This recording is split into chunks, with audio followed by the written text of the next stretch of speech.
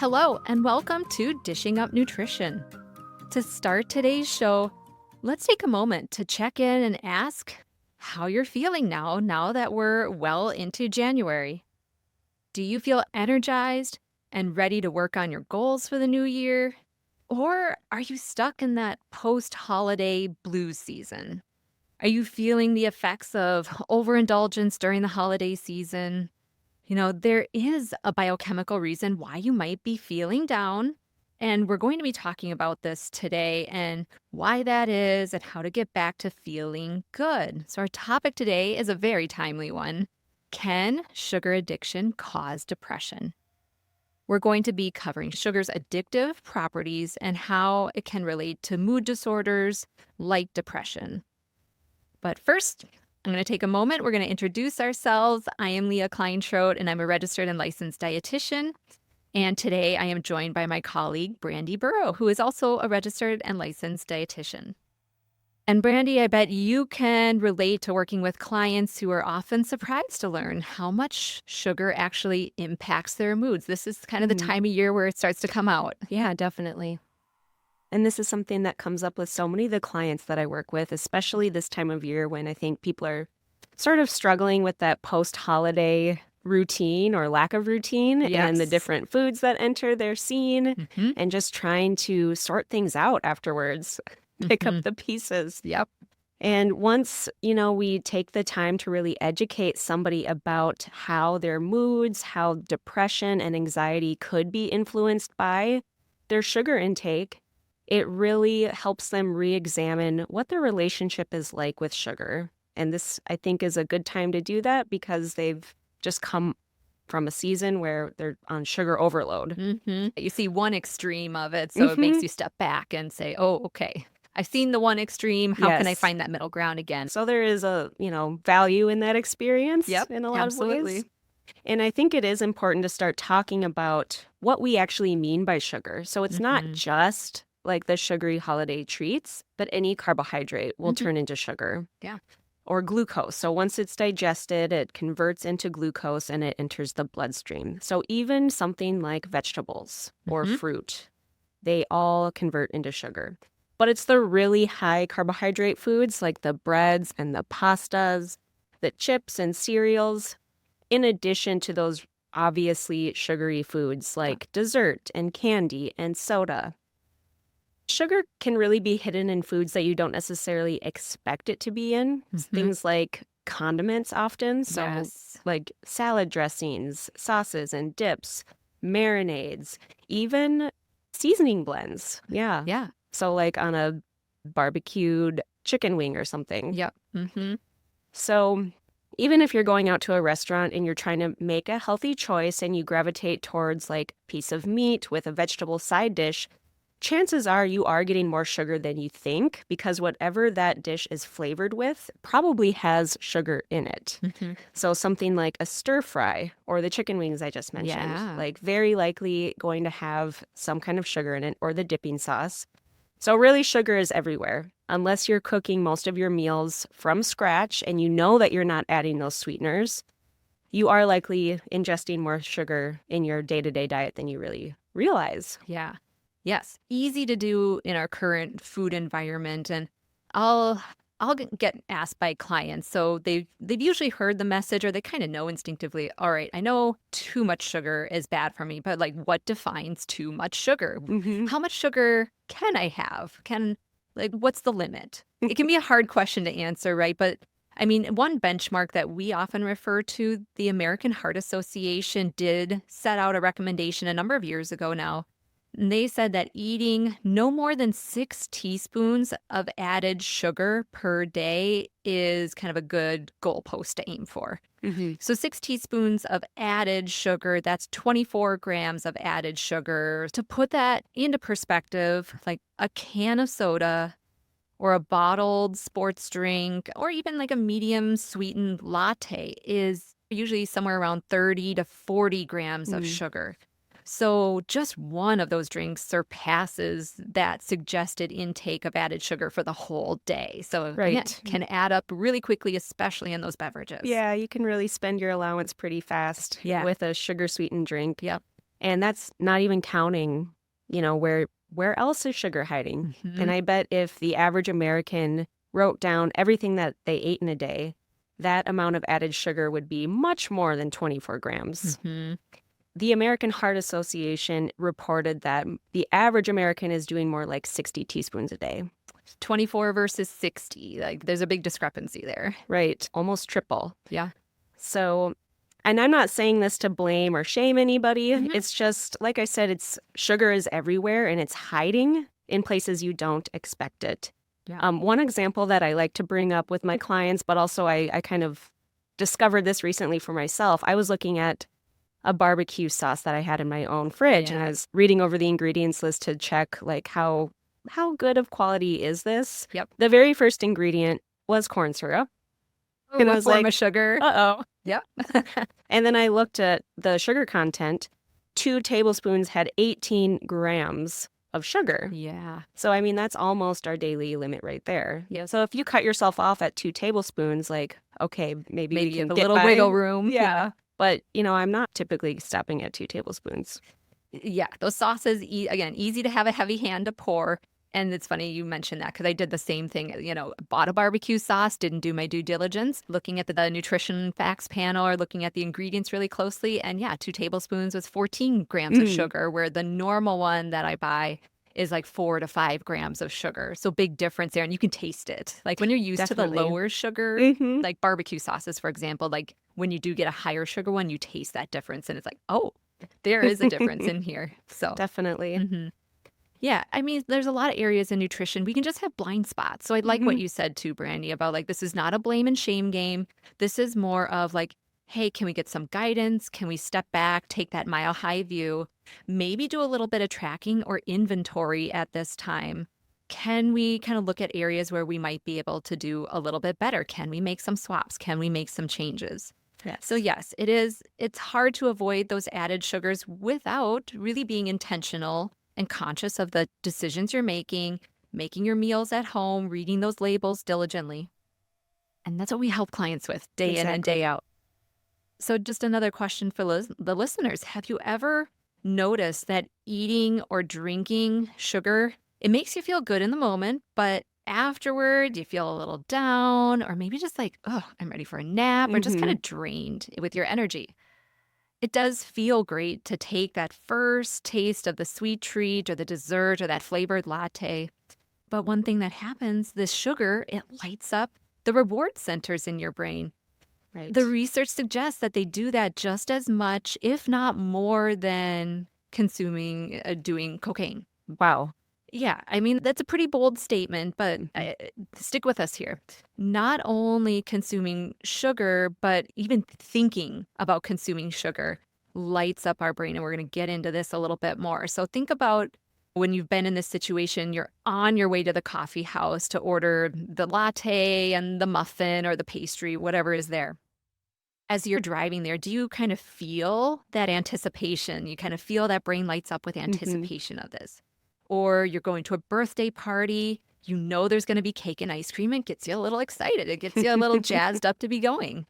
Or like this one hits home for me since I have 2 little kids. As parents, we know like that window between when the kids go to bed and then you go to bed is a very precious time at night. So it is a common thing when I'm working with parents to say, kids go to bed, we sit down finally, like we can get off our feet for a little bit, but that is a very vulnerable time for the chocolate, the ice cream, the chips and salsa, whatever it might be, to kind of come out at that time. When you're at 5 o'clock in the afternoon and the kids are melting down because they're hungry, is that something that you look forward to and you get that little burst of anticipation and like that little bit of dopamine in there? So when you get that burst or that feel-good moment, even though the thing hasn't happened yet, that's your brain releasing some waves of dopamine in anticipation of getting that sugar. So dopamine doesn't just happen when you get the thing, it's the anticipation leading into it. Exactly. Yeah. Our brains are designed to release dopamine, which is one of our feel-good neurotransmitters, when ingesting that sweet-tasting food like sugar. And dopamine is the reward chemical in our brain that makes us feel great. And so anytime you get excited for something, that's your brain getting kind of a little hit of some dopamine. And that's why chemicals that produce those big waves of dopamine can become addictive. Sugar being one example, but alcohol is another Mm-hmm. one, or some of these other habits, say like online shopping or gambling and things like that. So the body is kind of hardwired to naturally chase things that light up that reward center in your brain because it feels good. It's that Mm-hmm. addiction cycle. So the first time you have a taste of sugar, it's like it is releasing some dopamine. Yep. But then your brain is sort of conditioned, like the next time I see that cookie, Yep. like I'm going to get that surge of dopamine before I even have my first bite. Yes. 'Cause Yep. Now your brain is Now you remember. clued in. Mhm. Like, oh, that was a good thing. I want that. And I don't necessarily consider myself a sweets person. Mhm. You know, I can most of the time take it or leave it, except for when somebody might leave a dessert at my house after a gathering.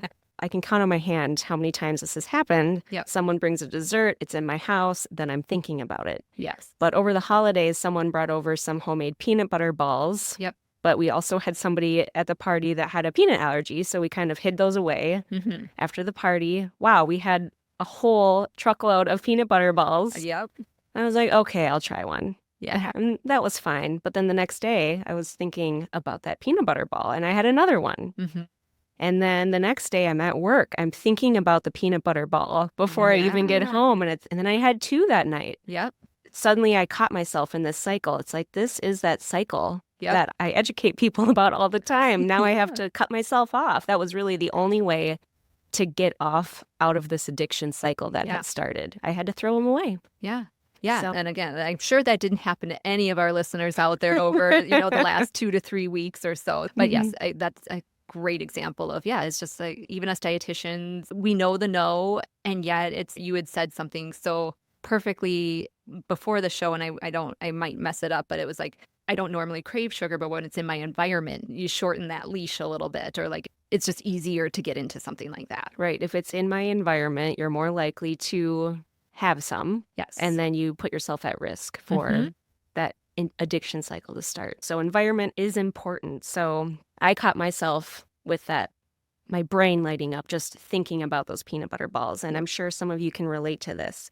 And that first bite of chocolate or something, it's going to give you that reward response in your brain. Mhm. And it's basically sort of your brain's way of reinforcing that behavior. So it's telling your brain like, oh, that was good. Go after that the Let's next do time it you see it. again. And once, after you've eaten the treat, after you have that peanut butter ball or that piece of chocolate, the feeling is fleeting. It's Mhm. good in the moment. It passes very quickly. And then what you're left with, you might feel a little down. Mhm. You may even feel a little shame or regret, as I Mhm. did, for even doing it at all in the first place. Yeah. And this is a normal response. This is a pretty typical pattern that you might see. But now you can see how sugar is addicting just like any other drug or addicting behavior because it is spiking your dopamine and that's leading to this pattern. Mhm. Great in the moment, but when that moment passes, those negative emotions can creep in. And in the case of sugar, it may feel like a hangover, Mhm. not just the guilt and the shame for some people, but you're also maybe going to be left with low energy, low moods. And in some cases, you might reach for more of that thing, whether it's chocolate or ice cream, or maybe even chips, sugar, deep fried and covered in salt. Yes. So this is becoming a cycle of always trying to get that next dopamine boost. And for a lot of people, that boost comes from eating food, especially sugar, because sugar is super effective at boosting our dopamine immediately. But that effect is going to wear off with time. Mhm.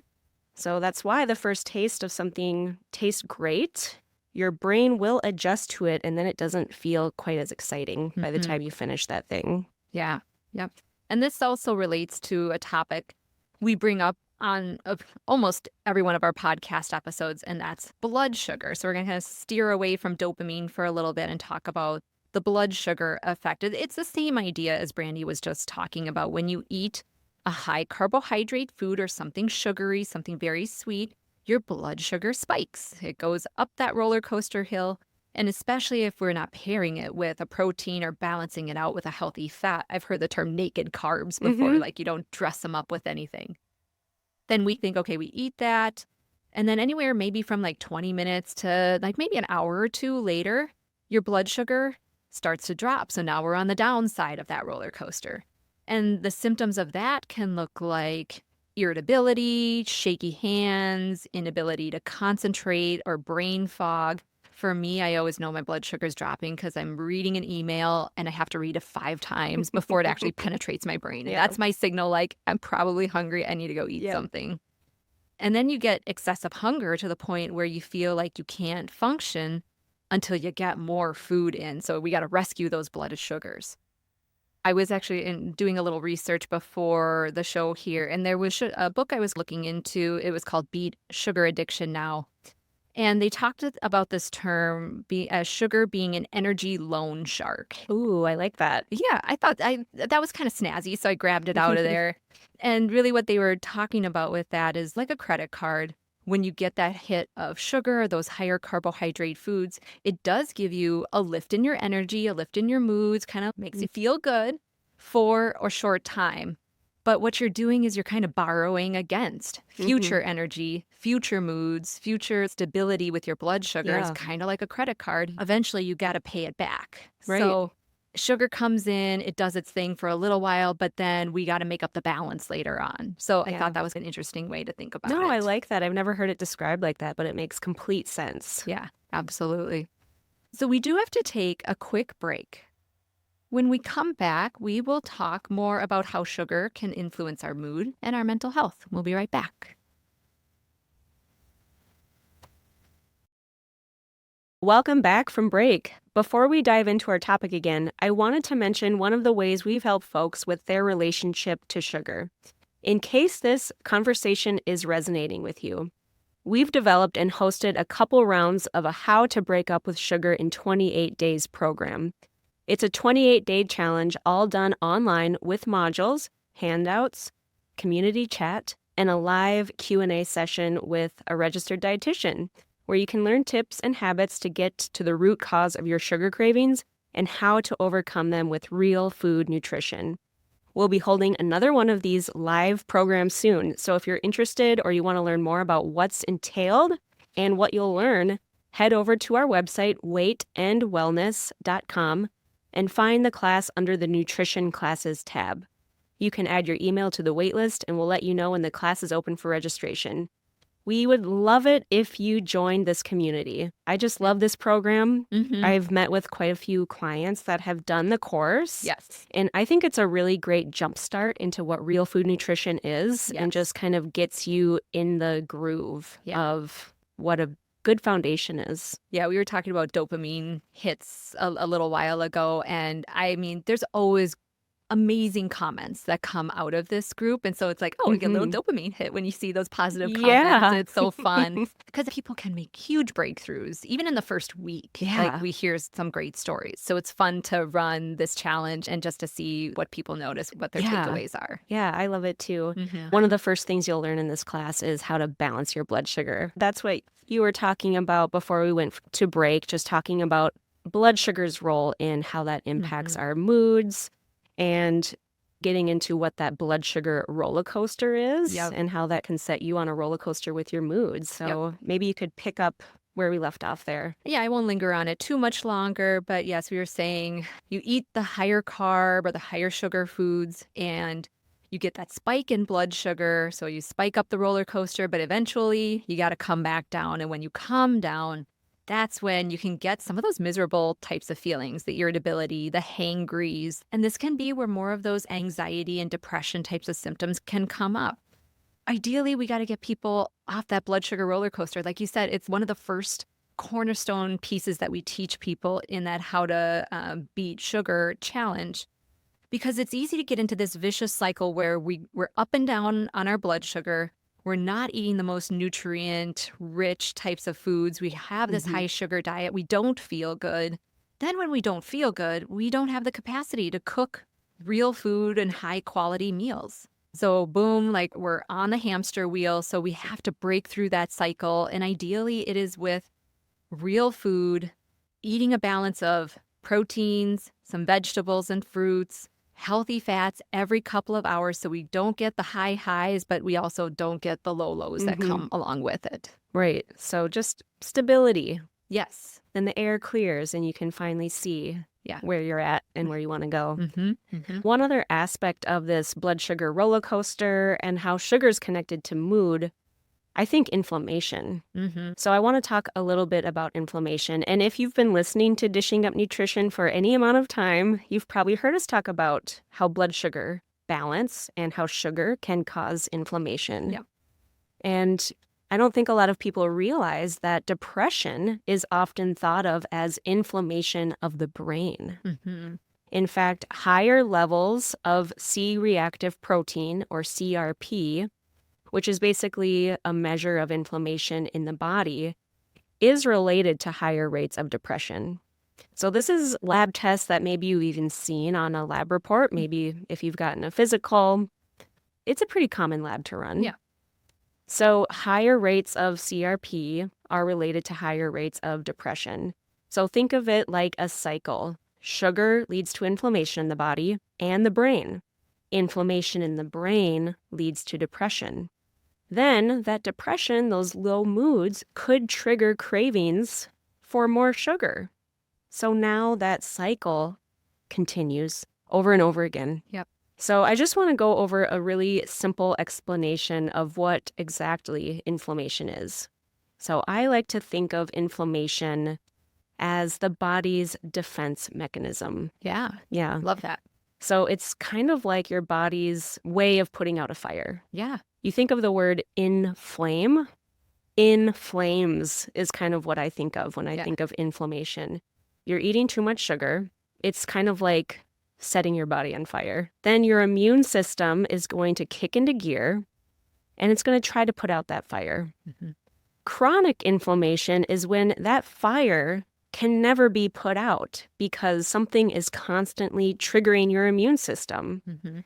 So it could be from constant sugar intake in this case.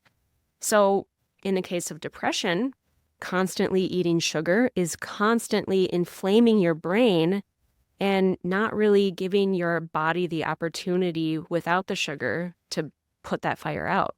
It's always burning.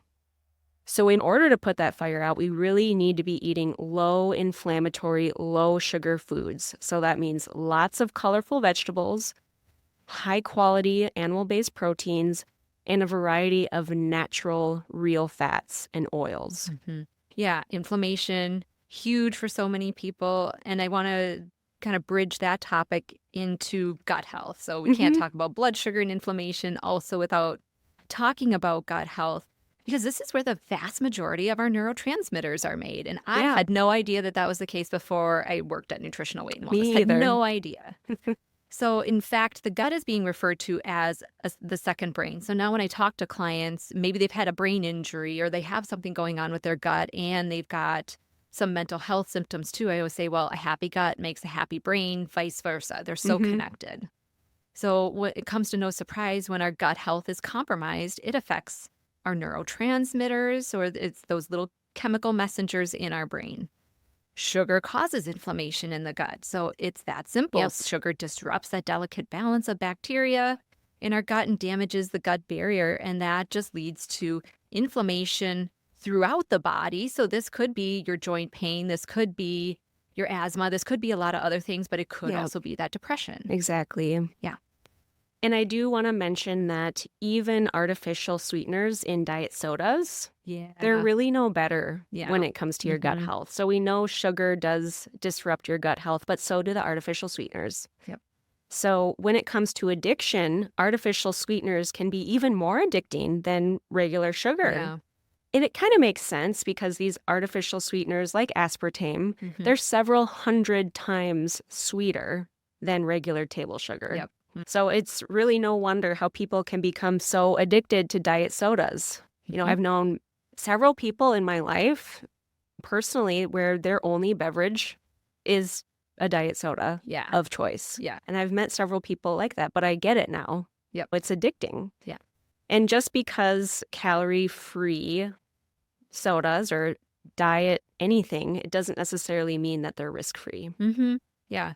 Yeah, I like that, we can say, all right, maybe it doesn't impact the blood sugar necessarily, although there is some research there too that we won't go into, but those Hmm. diet sodas might not necessarily impact blood sugar the way that a regular soda would, but it keeps you wanting sweet. Like you said, Hmm. it's 200, 400, 1,000 times sweeter than sugar. So how do you break that brain's need for sugar when you have something that is so sweet? Yeah. So I think that also plays into like I feel clinically that it's harder to break the addiction to diet sodas than it is to even regular sodas. I've seen that too. Yeah. And yeah, so here on Dishing Up Nutrition, we talk about how sugar and artificial sweeteners cause inflammation in the body. And mental health is no exception because that inflammation interferes with neurotransmitter production. We need a healthy gut to produce adequate amounts of our serotonin and our dopamine. We talked about dopamine a little bit earlier. When you eat sugar, you do get a little surge of these neurotransmitters, but as you mentioned, Brandy, it's fleeting. It doesn't Hmm. stick around in the long term. And afterwards, again, you're borrowing against your energy in the future. It leaves you feeling depleted and down afterwards. Hmm. So, when sugar really becomes a problem is when you feel like you need sugar to feel good and you feel depressed or depleted without it. Ideally, we want to be able to feel good without having to rely on sugar. Right. Sometimes I've heard clients describe the energy they feel from sugar as fake energy. Once they Mm-hmm. experience the energy they get from balancing their blood sugar with real food, getting good sleep, being hydrated, Yeah. like that type of energy feels more substantial, more real to them. And you're right, like gut health is so important to this whole process. A healthy gut is naturally going to produce those feel good brain chemicals, serotonin and dopamine, without relying on sugar. Hmm. That's what we want. So, what exactly do we need to build neurotransmitters? Well, I like to think of it as two main parts. I think about the need for good bacteria in our gut because they Hmm. play a big role in producing those neurotransmitters. Yeah. But we also need the building blocks of neurotransmitters, Yep. amino acids. Yeah. And we get amino acids from protein. So, what I like to do is I like to start with a probiotic, a beneficial bacteria like bifidobacteria, plus making sure we're eating enough animal based protein throughout the day to get those amino acids. Yes. So, it's basically the equation probiotics plus animal based protein equals happy brain chemicals. I like Very it. simple. So, if somebody is focusing on better mental health, we always talk about the importance of incorporating protein with every single meal and taking a high quality probiotic Hmm. every day. Hmm. And for probiotics, I do like bifidobacteria because it is the main beneficial bacteria that's found in your digestive system. It makes up a pretty large proportion of that balance of bacteria. Hmm. So I'll often start with about a quarter teaspoon to a half a teaspoon of the powder mixed in water, or 1 or 2 capsules 2 or 3 times a day. Yeah. Before meals is a good time to do that. Every time you take your probiotic, then you have some protein. So have your probiotic, have a meal with protein, and you can think to yourself, I am building feel-good neurotransmitters. Hmm. And there's one amino acid in particular that is especially helpful to repair your gut, and that is L-glutamine. So you can get L-glutamine just by eating animal-based protein like beef, fish, eggs. Yeah. It's in there. Hmm. But I will sometimes suggest supplementing with L-glutamine for more of a therapeutic dose Right. because it does help repair the intestinal lining. So any gut healing protocol will typically include L-glutamine because it is so important for that repair process. Hmm.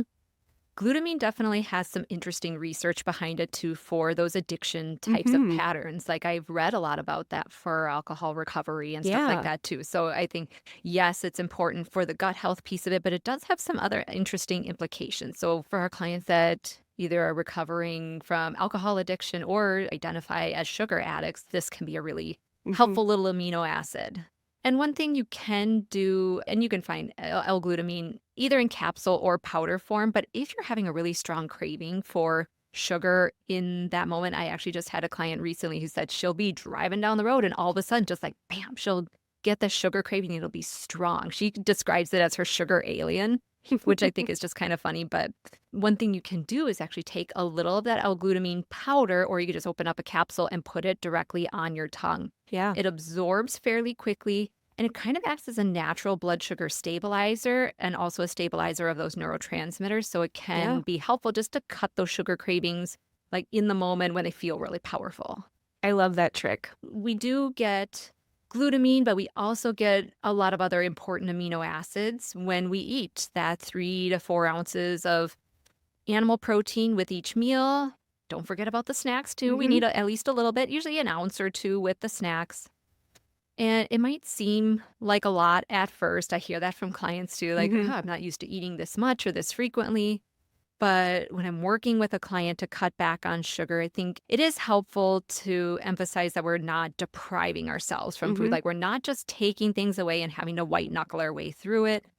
Oftentimes, like I said, we're eating more food than maybe they're used to. And that's some of the beauty of it, is we got to crowd out some of the non-desirable stuff with the stuff that we want to have in there.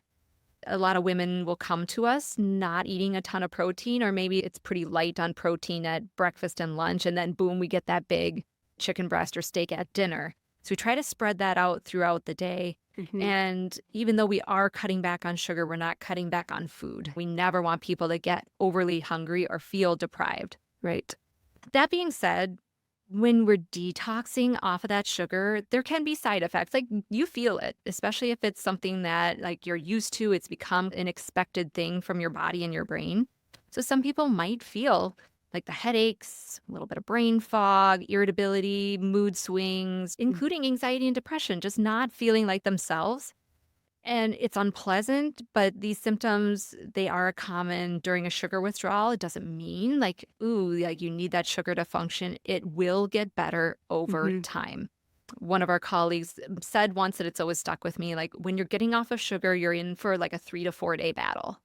So you kind of got to know what's coming, be prepared for it, take care of yourself, and it will pass. It will lessen its hold. So your body's just adjusting to not being fed the sugar that it's used to relying on. So the sugar withdrawals, it's a real thing. Yeah. And if you're aware of that and you know what to expect, it's maybe a little easier Maybe to have get a little through extra glutamine and some bifido on board. Yep. Like, that can help cut through some of just that withdrawal. Exactly. Yeah. Well, I'm glad you mentioned that, because it can be a tough period. But once you get over that hump, it gets a little easier. And just like withdrawing from a drug, withdrawing from sugar, or even a sugar substitute like a diet soda, it can deplete your source of dopamine, and that's going to affect a lot of different functions in the body. That's why you experience those really uncomfortable symptoms.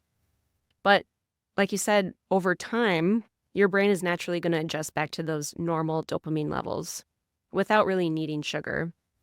So maybe we could just talk about some natural ways to boost your neurotransmitters. Yeah. So real food promotes good moods. Remember that. So real animal-based proteins will give you a little boost in your mood. Yeah. So grass-fed beef, eggs, wild-caught fish, that's going to provide you the amino acids you need. We also need real natural fats like olive oil, avocado oil, butter, extra virgin coconut oil, even nuts and seeds, avocados. So that's really helpful for your brain. It's really great for stabilizing your blood sugar. Acts kind of like an anchor. And of course, we do want real food carbohydrates.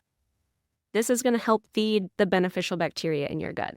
So things like colorful vegetables, a variety throughout the day. You could even do some fruits and whole grains and legumes. That counts towards your carbohydrate intake. You just want to watch out about the portion size. These are a little higher in natural sugars, so we do recommend trying to limit fruits and grains and legumes to about a half a cup with each meal. Yeah, makes sense. Those are still real foods, or things like sweet potatoes and winter squash and stuff like that that's out right now. Yeah, good real foods. It is just easy to like blow past that half cup portion size. So might have to measure the first couple of times, but usually people get the hang of what that looks like. Yeah. And then there are some supplements that can help during this process of getting off sugar and supporting moods. We mentioned a couple things. You mentioned that probiotic bifidobacteria. We also mentioned L-glutamine. I'd like to touch on omega-3s briefly. So omega-3s or fish oil. fights that inflammation and supports brain health. So specifically, there is a little fatty acid that's a part of those omega-3s called DHA. That one is specifically targeted for brain health. That makes up a good portion of the fat that's in our brain. So that's always a good one to have on board. When you have regular fish oil, you're naturally getting some of that. And then vitamin D, that's also crucial for brain and mood support, especially this time of year, especially if you live up in a northern climate like we do. It's helpful for battling some of the seasonal shifts, and it is getting lighter out little by little every day, but it's like I kind of wish we could fast forward like another 6 weeks until the light is really out after we get off of work. So at this time of year, it's not uncommon. I'll have clients easily 5,000 IUs of vitamin D a day. That's usually a pretty safe bet for people. But you do, if you're able to, please check your blood level of vitamin D. That's Yeah. really the way we're going to know one way or another. Are we in the ideal range, which is like 50 to 80 nanograms per milliliter, or are we above that? Are we below that? So we can adjust the dosing as needed. So that would be if you're due for your physical with the new year, like this would be a great time just to check in on your vitamin D. Yeah, because sometimes that 5,000 international units is not enough. Yeah, if I've you're, seen that. Yep, if you're low. Yep. And if you're really struggling with sugar cravings, I have a couple more supplement ideas for you. I always recommend a probiotic, usually bifidobacteria, and usually the amino acid L-glutamine. Taking both of these before meals will help with healing the gut and building those neurotransmitters. Yeah. And like you mentioned earlier, L-glutamine can be dissolved directly on the tongue to fight off some of those in-the-moment sugar cravings. So that is something to keep in your toolbox, especially when you're trying to wean yourself off of sugar. Similarly, we have a supplement called Crave Control Plus, which I've seen really help for some people with sugar cravings, especially diet soda cravings. So just a word of warning, though, if you're thinking about taking this and you're taking an antidepressant, I would talk to your doctor before starting Crave Control because it contains something called 5-HTP, which will boost your serotonin production. So it does have the potential to increase your serotonin too much if you're taking an SSRI. Yeah, so that Crave Control, I agree, seen it work really well, be helpful for people because the idea is it gives us those building blocks for serotonin, but also that dopamine that we talked about earlier. So you get kind of a 2-for-1 there. I think there's a little magnesium in there, a little vitamin C. So some other just really great things. Magnesium is one that we can be really depleted on if we've been eating a lot of sugar. So always good to have an extra source of a little magnesium in there too. So quick recap before we wrap up our show. Sugar is an addictive substance. Might be hard to hear, but it is. And it can absolutely have negative long-term effects on mood, playing into depression. This time of year can be especially difficult with low daylight, the post-holiday season. We're still kind of in the thick of it for probably another month or 2 or maybe even 3, depending on what the spring has in store for us in terms of winter. But it is possible to overcome sugar addiction. So hopefully people were able to take some nuggets out of today's show. We've got to start with real food, and quality supplements for the right person can absolutely help. You don't have to suffer through sugar addiction, and we want to help. We have tons of tools available. If today's conversation resonated with anyone out there, I encourage you to set up an appointment with me, with Brandy, any one of our other registered and licensed dietitians. Check out that How to Break Up with Sugar in 28 Days. Like, put your email in there so you're alerted when that comes out live. And we want to help you and give you as many resources as you can. So give us a call at 651-699-3438 or visit our website, which is weightandwellness.com. So thanks everyone for listening and have a great day. Thank you.